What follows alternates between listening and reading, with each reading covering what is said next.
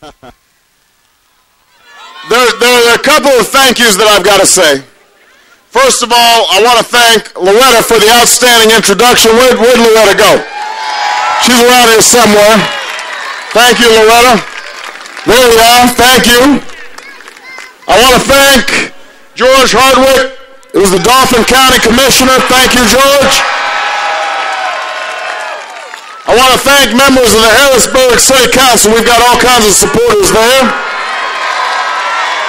To all the other elected officials who are here, all the community leaders, all the religious leaders who are here. And finally, I've got to say thank you to just a great friend, somebody who is not just a great public servant, but is a good and decent person, as good and decent a person as you can ever want to meet. I'm so proud to have his support. Please give a big round of applause to Bob Casey, U.S. Senator.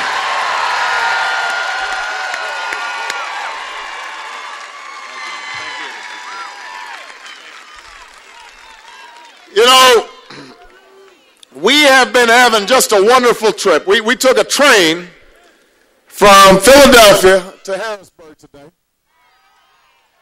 The conductor let me pull on the horn there. And toot, toot. It was incredible fun. This is after a rally that we had yesterday in Philadelphia. We had a few friends, about 35,000.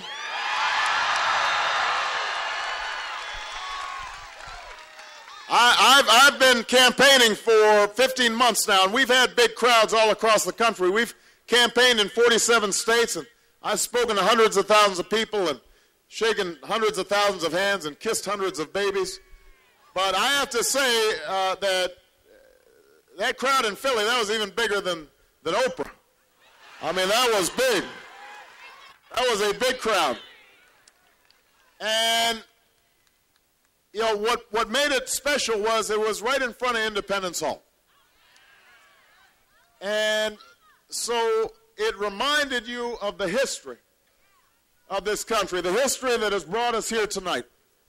That over 2 centuries ago, our founding fathers, a band of colonists, stood up because they decided that after years of government that didn't listen to them, that didn't speak for them, that did not represent their hopes and their dreams, that they had had enough, that they were going to declare independence and create a government of and by and for the people.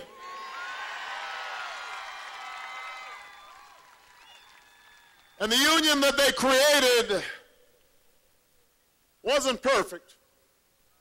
America's never been perfect, but what they understood was that if each successive generation was willing to do something to add to the life of the country, if each generation fought for those principles of equality and liberty and community and opportunity and responsibility, those values that had motivated our very first settlers, then there was the possibility, at least, that America could become more perfect, that it was perfectible. And it was that spirit of each successive generation willing to stand up and fight and work and struggle, calloused hand by calloused hand, brick by brick, toiling and sweating and bleeding to make sure that the next generation had a better chance in life. That's how we got through a Revolutionary War and a Civil War and 2 world wars. That's how the greatest generation defeated fascism and lifted us up out of a Great Depression. That's how we won the struggles for civil rights and women's rights and workers' rights. And Harrisburg, I'm here to say that it is our turn.